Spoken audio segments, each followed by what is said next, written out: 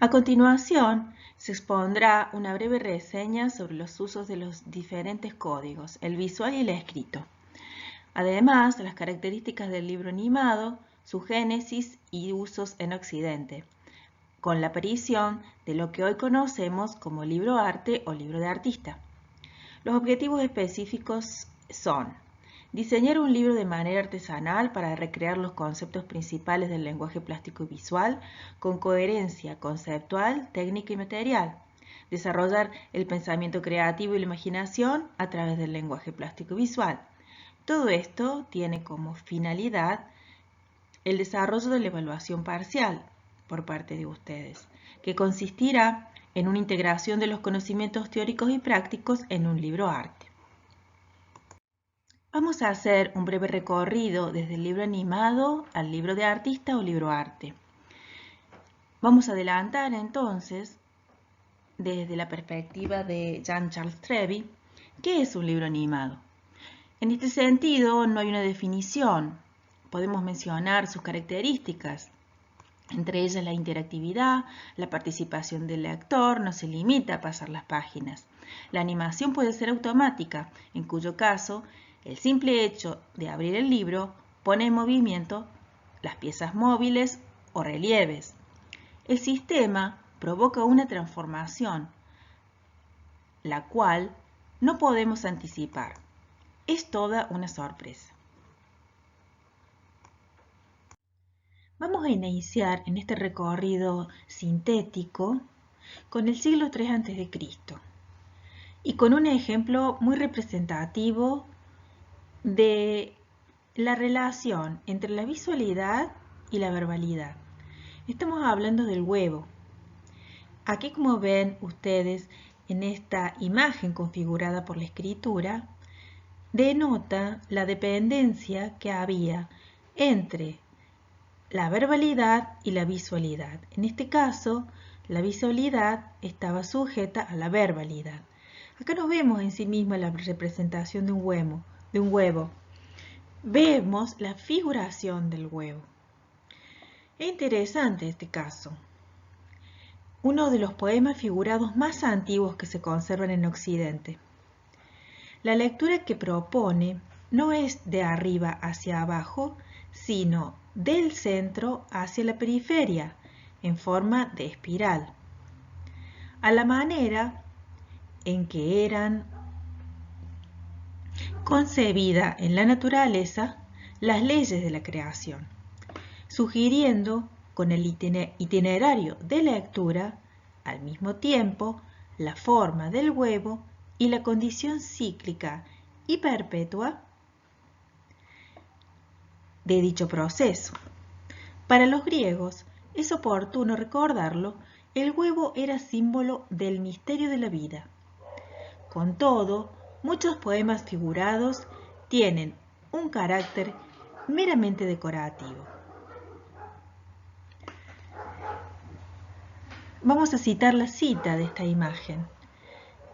La podemos encontrar en Poesía Concreta, Antoni Artaud, Vence, Pignatare y otros. Estudio preliminar y selección de Jorge Santiago Perendic, Buenos Aires, Centro Editor de América Latina, y es del año 1982.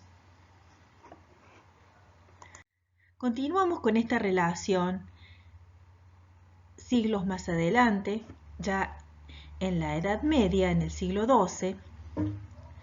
En la imagen que tenemos a la derecha corresponde a una imagen de un códice conocido como Beato de Silos, Cito en Burgos, España. Esta imagen representativa del comentario de Beato de Liébana al Apocalipsis de San Juan, más conocido como Beato, se copió en este monasterio y es uno de los más atractivos códices conservados, además de contar con casi todas sus páginas, solo le faltan 3. ¿A qué vamos a denominar códice? Es uno de los formatos que adquiere el libro. Se compone de cuadernos plegados, cosidos y encuadernados. Habitualmente se puede escribir en ambos lados de cada hoja, denominadas páginas, que pueden numerarse. En este sentido también vemos una dependencia del código escrito y la visualidad. La representación visual alude directamente a una escena bíblica. Vamos a continuar un siglo más adelante, siguiendo con la Edad Media. Vamos a ir hacia el año 1250, en donde encontramos a Matthew Paris, un monje benedictino inglés, que publica el primer manuscrito de discos móviles. Denominado Crónica Majora, es una importante crónica medieval manuscrita e ilustrada por este autor. Constituye una serie de textos sobre la historia inglesa. Actualmente se conserva en la Universidad de Cambridge. Abarca el período de los años 1240 a 1253. La obra comienza con la creación del mundo y contiene anales hasta el año 1259, año de la muerte del autor. Vamos a continuar con una publicación realizada en el último cuarto del siglo XV, compuesto hacia el año 1300. En esta relación que estamos representando de una manera muy sintética entre el código visual y el código verbal. Ya vimos anteriores representaciones religiosas con alta dependencia al relato bíblico. Aquí encontramos otra temática. El libro del Caballero de Cifar es el primer relato de aventuras de ficción extenso de la prosa española y fue compuesto hacia el año 1300. Presenta rasgos de la novela de caballería y su autor fue probablemente Ferran Martínez, un clérigo de Toledo. En este sentido, vemos aquí esta relación también dependiente de la imagen en relación al texto escrito. No hay una dependencia, la imagen no se separa del relato verbal o escrito. Nos vamos al año 1524. Encontramos a Petrus Apianus, un astrónomo y matemático alemán. Él tiene dos publicaciones muy importantes, una en el año 1524 con su Cosmographia Liber y en el año 1540 Astronomicum Casearum. Ambas publicaciones presentan discos móviles y se destaca sobre todo la segunda publicación, en donde se puede encontrar discos móviles formados hasta por 6 capas de papel que permiten fijar las posiciones de los planetas cada día del año, las fases de la luna o las fiestas móviles del calendario litúrgico.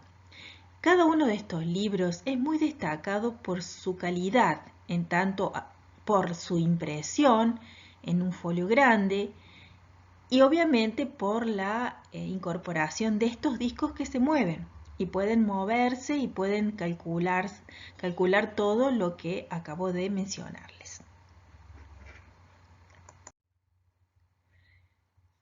En el siglo XVI encontramos a este autor, Petrus Doletus Valmensis. En este poema en forma de lentejuelos, el contorno visual está realizado por los propios versos y no por su longitud ni por su disposición en el poema, unos encima de otros. Este avance formal se repetirá a comienzos del siglo XX con la obra de Apolinar. Bueno, en el año 1655 tenemos a Pere Christopher Leudbrewer, con la confesión cortada. Este libro que ustedes ven en este momento tenía como unas lengüetas. En esas lengüetas era un método fácil para prepararse para la confesión. Estas lengüetas precortadas contenían entre comillas, un pecado para confesarse. Entonces, aquí tenemos otra posibilidad de los usos del libro en un sentido no convencional, porque estas lengüetas permitían el cortado del libro. Vamos ahora a hacer un salto también en el tiempo. Ya dijimos que esta es una breve síntesis acerca de el devenir del libro en Occidente, desde la antigüedad hasta el siglo XXI. Aquí vemos en el siglo XVIII la aparición de lo lúdico en este formato. Los libros empiezan a convertirse en objetos lúdicos. Los libros animados son llamados mágicos y se ponen de moda. En el año 1730 encontramos a Martin Ehrenbrecht con lo que se reconoce como diorama. Este autor es un impresor y grabador de Habsburgo, Alemania, considerado el precursor del teatro de papel, teatro infantil, estereograma, diorama o teatro en miniatura. Acá vemos cómo es esto del teatro en miniatura. El diorama es una caja, un cubículo en donde se ubican diferentes láminas caladas que al observarse desde el exterior crean una sensación de movimiento y sensación de profundidad, una teatralización de una escena. En el año 1794 encontramos a Humphrey Repton. Es célebre por sus Red Books, con escenas en ventanillas. Nosotros aquí podemos apreciar la imagen del libro, la cual luego se abre a partir de mover una ventanilla y aparecen otras escenas. Lo mismo con las imágenes que ustedes pueden ver tanto en la parte superior como en la parte inferior. En el año 1821 tenemos a William Grimaldi en El Toilette. Era un libro para niños con imágenes con ventanillas. Estas imágenes se mueven al desplazarse y dejar ver debajo de estas ventanillas otras imágenes. Ya en el siglo XIX, en el año 1825, circa, tenemos a Augustin Legrand con su globo artificial y mecánico para uso del pequeño geógrafo. Es un globo terráqueo de papel que se forma al tirar un cordel. Es un sistema de avanzada, ya que en el principio del siglo XIX este dispositivo se podía adquirir y podía tener un uso símil a los globos terráqueos convencionales que conocemos en la actualidad. En el año 1831, en el mismo siglo XIX, tenemos a Jean-Pierre Bress, quien nos propone el primer libro de tiras. Las tiras son ese dispositivo que ustedes aprecian, que al moverse generan otra imagen dentro de la imagen preexistente. En el año 1865 tenemos a Dean, editor londinense, en donde tenemos con su caperucita roja un gran aporte o innovación en el formato tradicional del libro, ya que aquí no es el formato cuadrado o rectangular, sino que la forma del libro sigue la silueta de la protagonista y el protagonista, en este caso el lobo. En el año 1888 tenemos a Lothar Mechendorfer. En Alemania publica su Gran Circo Internacional, que hasta el día de hoy es el libro animado más famoso de todos los tiempos.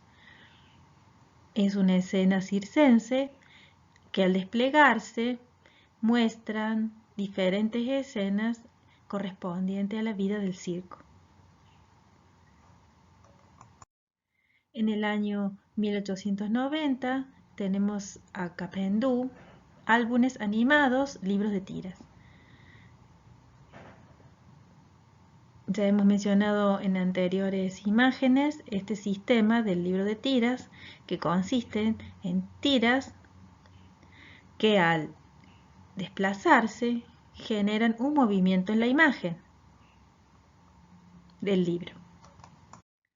En el año 1892 tenemos a Ernest Nister. Aquí vemos también con sus libros animados, al abrirse generan imágenes tridimensionales.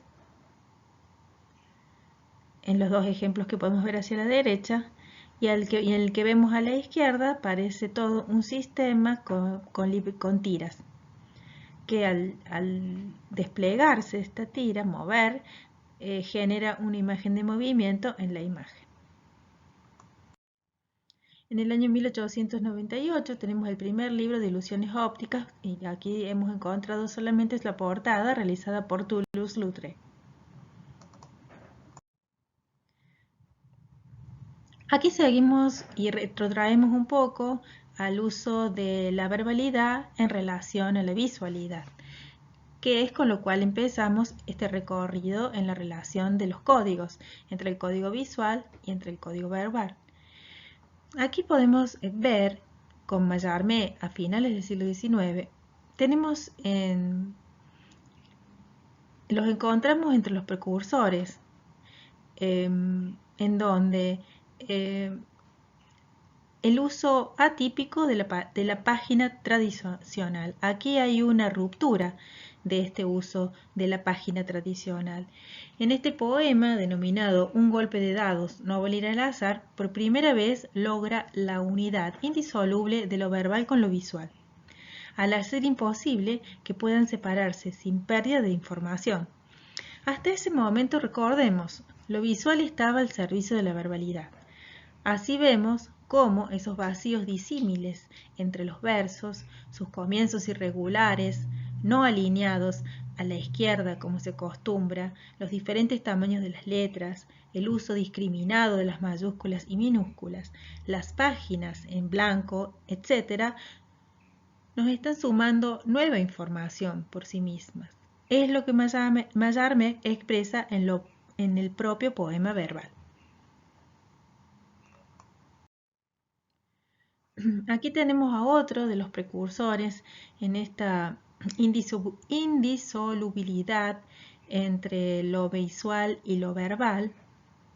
Esta búsqueda que va de la mano de la aparición de las vanguardias en arte, en su obra Llueve, del margen izquierdo, reconocidos también o llamados como ideogramas, en los cuales la tipografía servía para dibujar objetos con el texto mismo del poema, como expresión del afán vanguardista de romper las distinciones de géneros y artes. Esta técnica hoy en día es denominada poema visual o poesía visual.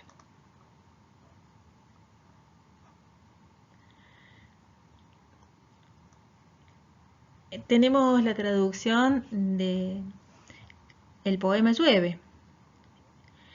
Llueven voces de mujeres como si estuvieran muertas, incluso en el recuerdo también llueve usted maravillosos encuentros de mi vida.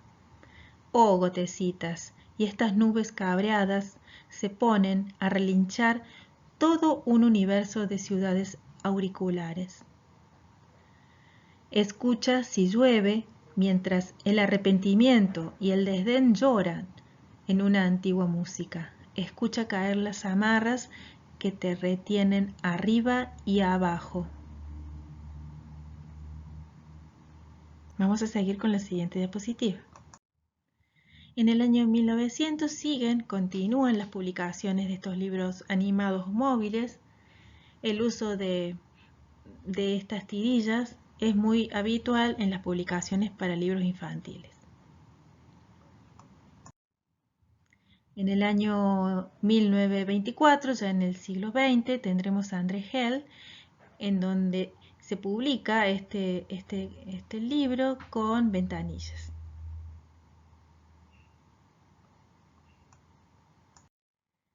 En el año 1929, este es muy importante, dentro de lo que se reconoce como libro animado, esta construcción es de 360 grados y son considerados como los primeros pop-up.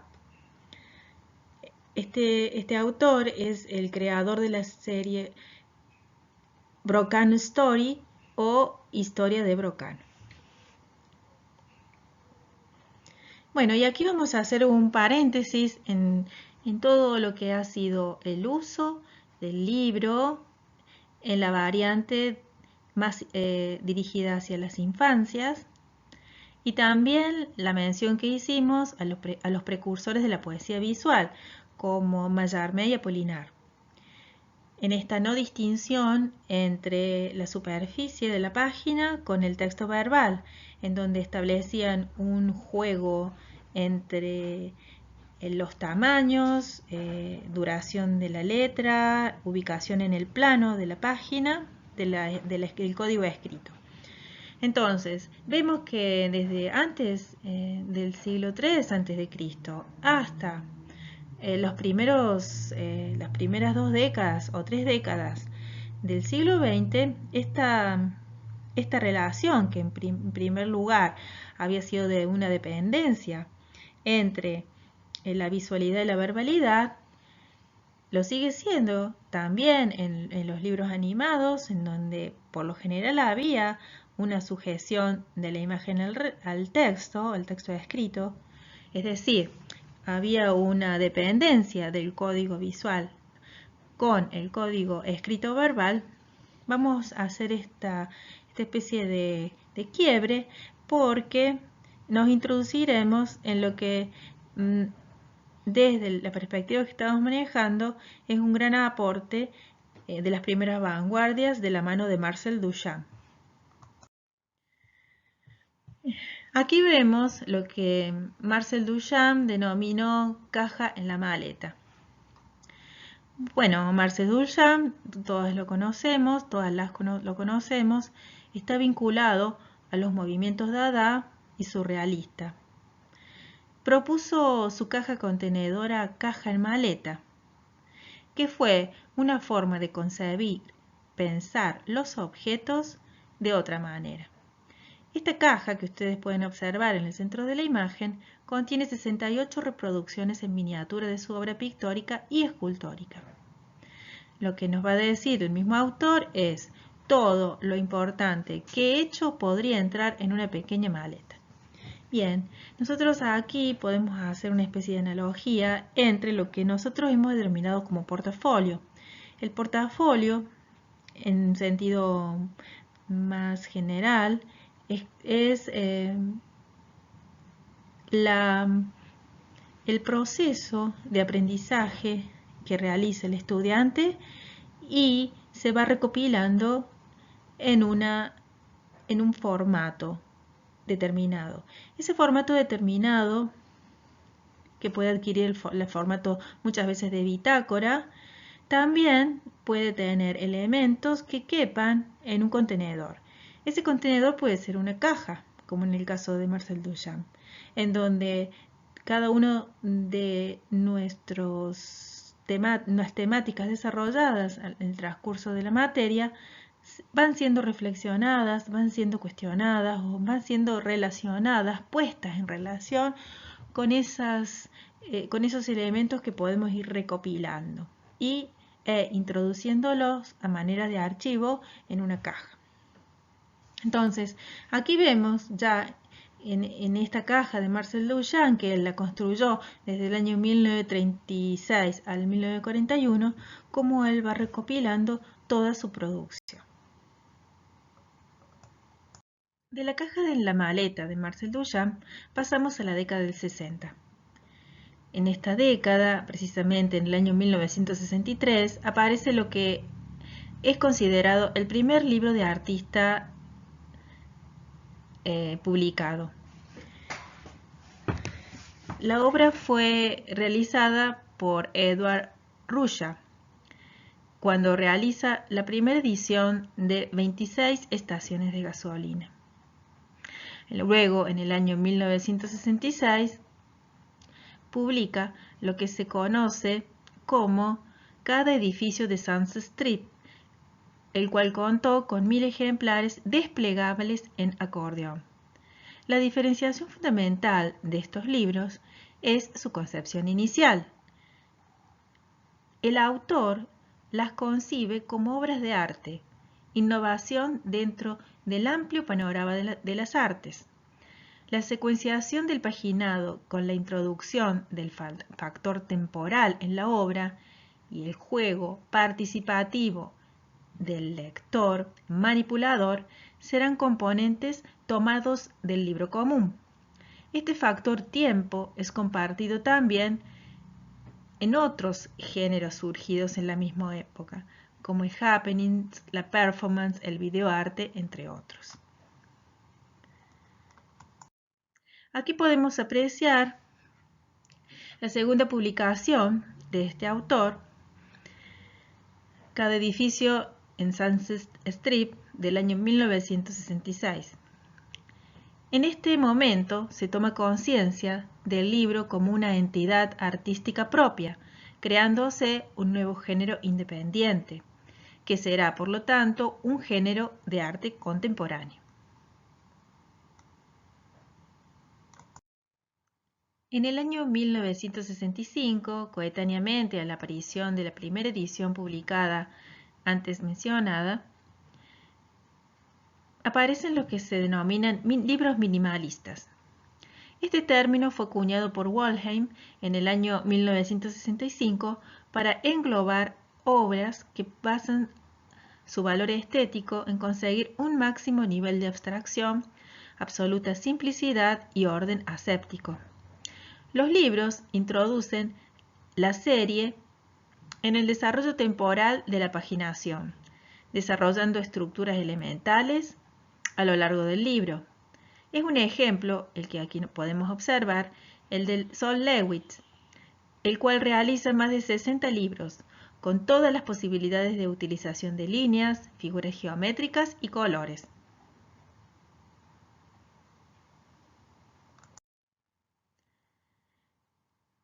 Por la misma época podemos encontrar también los denominados libros conceptuales. Ya sabemos que el arte conceptual es el arte de la idea, la autorreflexión sobre el arte, sobre su propia naturaleza. El concepto desplaza al objeto y se reduce a lo esencial, enunciados, propuestas, proyectos que se concretan en textos, listados, fotografías, etc. El libro de artista será su soporte ideal. Se realizan publicaciones que sustituyen a las exposiciones. 1.000.000 de años pasados y 1.000.000 de años futuros de Onkawara es uno de esos ejemplos.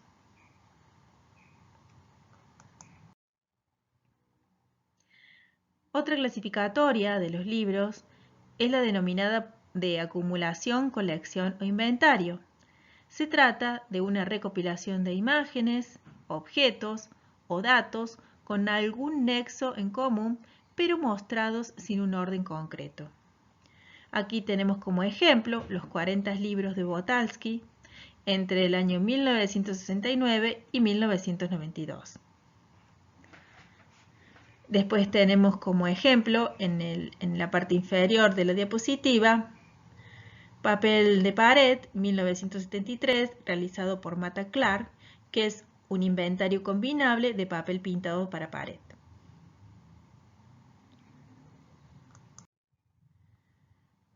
Seguimos con la clasificatoria de los libros de artista o de los libros arte, como nosotros nos parece mejor denominar. Tenemos los libros de imágenes. Tratan de contar una historia secuencialmente, con sus imágenes manteniendo un hilo conductor narrativo. Aquí tenemos a un ejemplo de Baldessari sobre una obra de teatro que se llamó Brutus mató a César.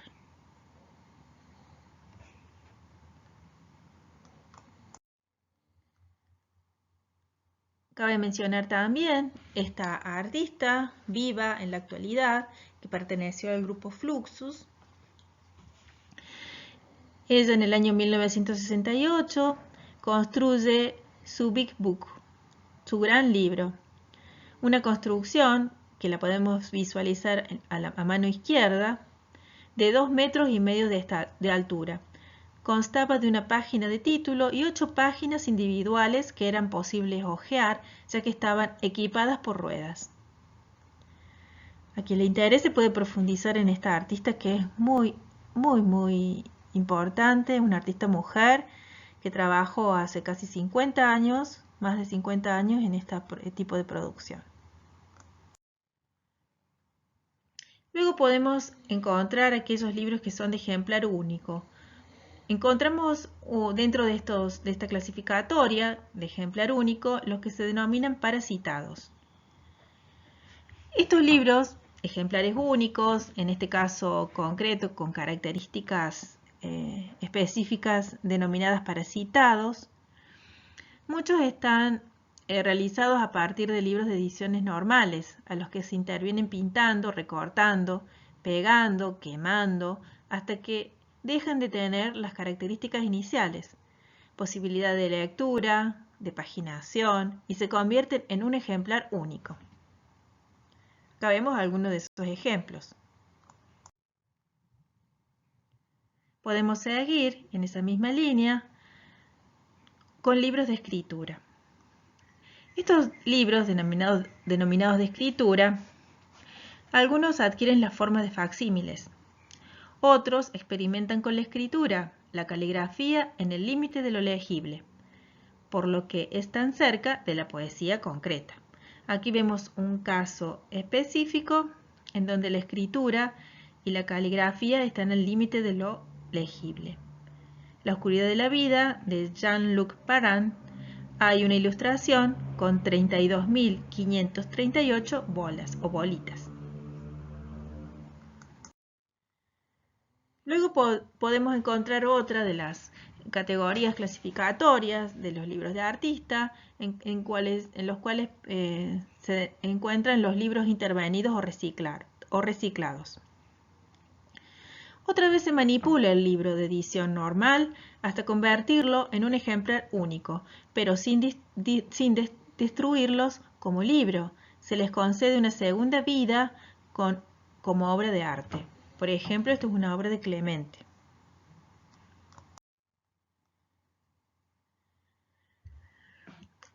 Podemos encontrar también otra clasificatoria o denominados libros táctiles. No se parte de un libro ya editado, sino que se crea, con diversos materiales que proporcionan más posibilidades táctiles, realzando lo matérico. Otro ejemplo de los libros táctiles lo encontramos en la siguiente reproducción de la obra de Solans. Si bien no podemos tocarlo porque estamos en presencia de una reproducción visual,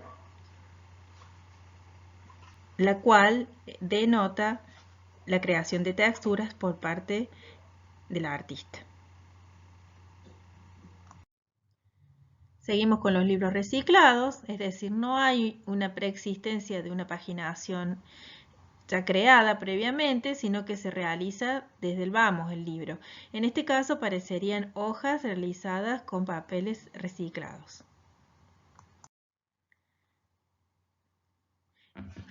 Hay otra clasificatoria que se denomina libros manuscritos, libros de viaje, como por ejemplo este de Marta Cárdenas, en donde se pagina a nivel de láminas o libros de viaje suelen tener como soporte básico el papel y se van organizando luego como láminas.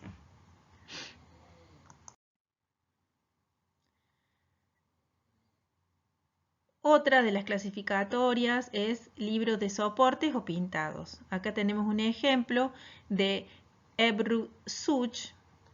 La narración plástica se realiza en las páginas consecutivas de estos libros.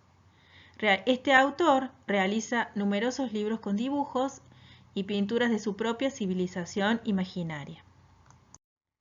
Acá vemos otros de los ejemplos de este mismo autor.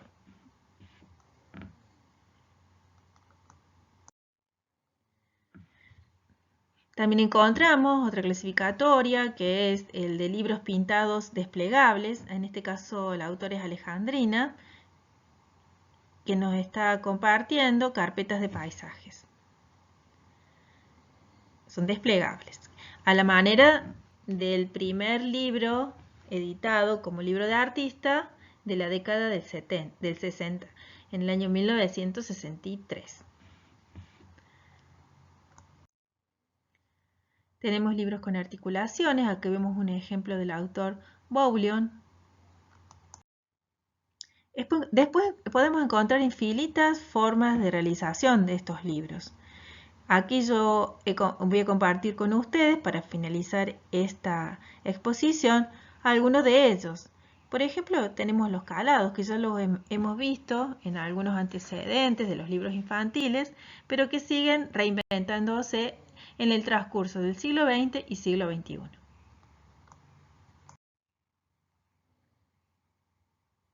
Bruno Munari.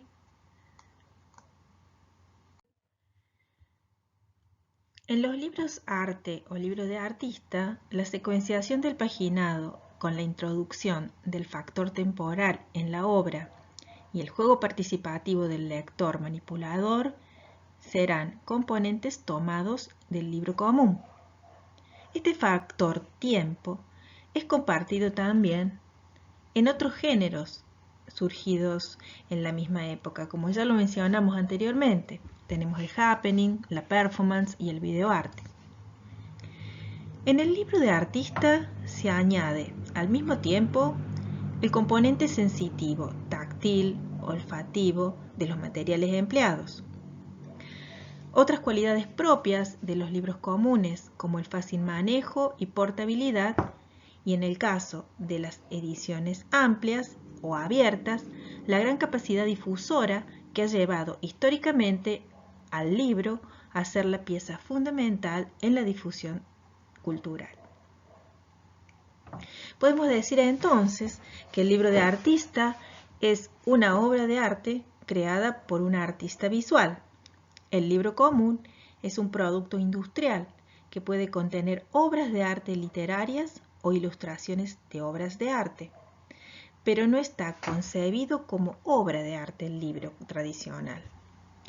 Los libros de artistas no se encuentran habitualmente dentro del ámbito editorial.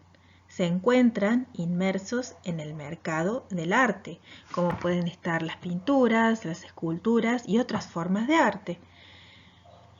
Aunque también podríamos decir que en la actualidad participan en ambos circuitos, es decir, en el editorial, donde participan los libros convencionales, y en el circuito del arte visual tradicional o reconocido.